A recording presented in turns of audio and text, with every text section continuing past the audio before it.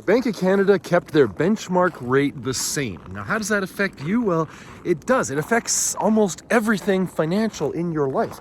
The benchmark rate is the number that all the other financial institutions use to form their core assumptions when they're figuring out what numbers to set for their own borrowing rates, for how much you pay to borrow money, for interest rates on things like GICs and savings accounts, for dividend rates on whole life insurance policies. Basically, all major financial instruments in Canada have that benchmark rate set as part of their formula. So the government manipulates this benchmark rate when they want to influence the economy in some ways. If the rate is particularly low, that means that it's very inexpensive to borrow money.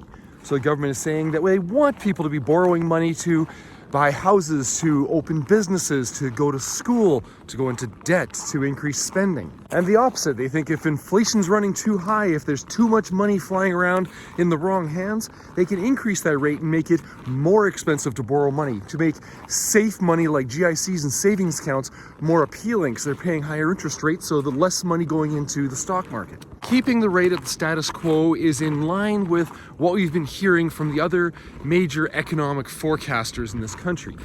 Things are going along okay. They're not extreme one way or another to the point that the federal government feels it needs to step in and manipulate the market to encourage things one way or another.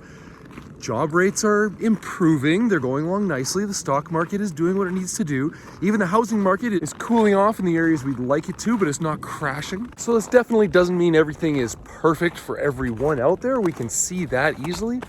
But it does mean that things are going in the directions that we want them to. Things are getting better. And at least from an economic standpoint, we're moving in the direction we need to.